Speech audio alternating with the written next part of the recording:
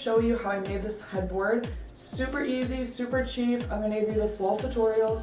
I also wanted to show you my bedroom because I'm in the process of moving, so I wanted to kind of remember what I made it look like before I have to change it all up and move on to a new spot. So thank you so much for watching, and I hope that you enjoy.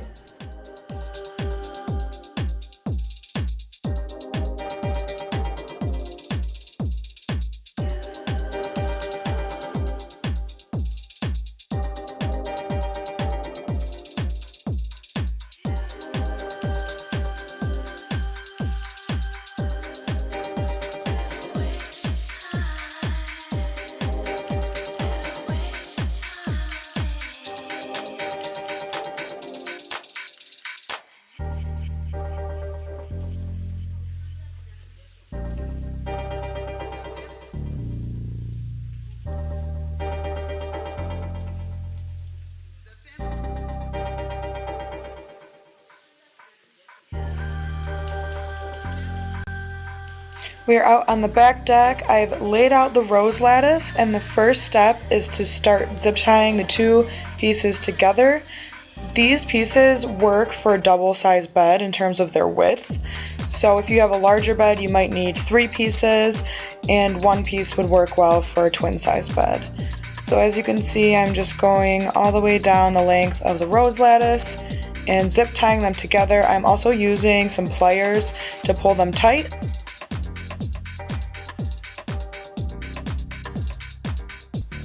Here's where your paint stick comes in handy. In order for the rose lattice not to fold in on itself, it needs a sort of crossbar. So I'm attaching the paint stick to the bottom of the rose lattice and also to the top.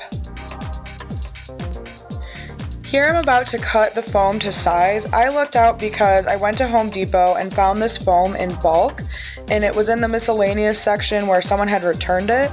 So I bought 7 pieces, and I've cut them to size so that they fit evenly along the edges of the rose lattice.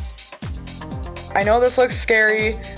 I probably shouldn't be using this huge bread knife. Actually, a electric turkey cutter will work perfectly.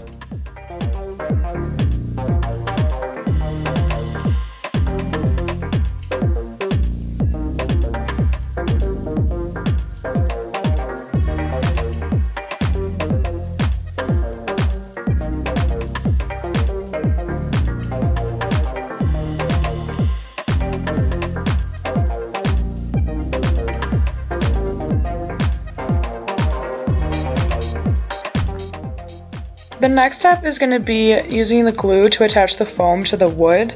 This glue is good because it works with wood, it works with foam, plastic, all different materials, so you know that it's actually going to stay put.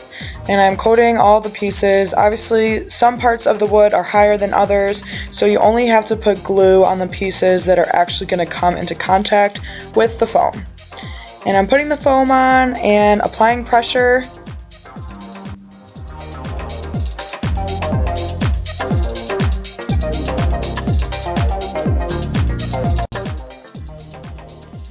Okay, now time to put down your cotton batting. This is going to create smoothness over the foam so that the fabric doesn't have lumpy squares poking through. So I picked this up at Joann Fabrics, and I'm just laying the headboard down and cutting the batting. Next, I'm laying down the fabric that I picked. I'm actually using a shower curtain that I bought from Urban Outfitters. The design is in the style of Keith Haring, which is that iconic black and white print with the people looking like they're laying all over each other. And I love it for its durability too. The shower curtain itself has a little bit of slipperiness to it, so for cleaning it's really easy. This was definitely a struggle because it was very windy that day. But now you see I've put the batting down and I put the headboard on top of the batting.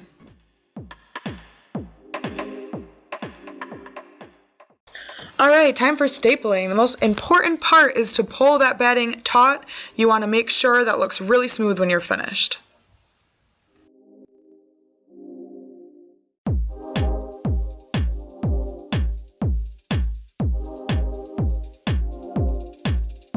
The corners can be tricky, so I'm trying to show you what I did, but basically you might need to cut some of that extra fabric off, but just pulling it really tight around the corners.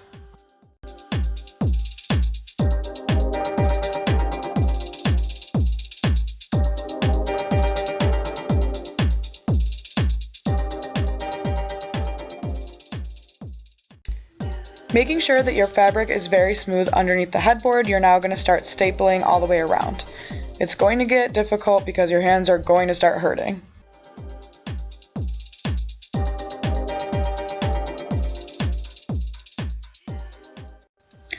I ran out of staples, so I thought I'd take a second to show you how to load your staples into the gun. You're pressing on the back here, you're pulling out the cartridge. You're going to put the staples inside the hollow part, making sure that the back of the staples is down,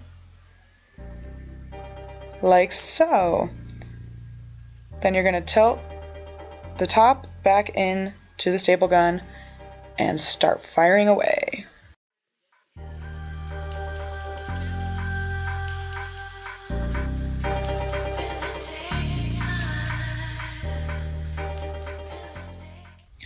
For whatever reason, this is the last clip I have of the headboard before I put it behind my bed, but cut that extra fabric off and you're good to go.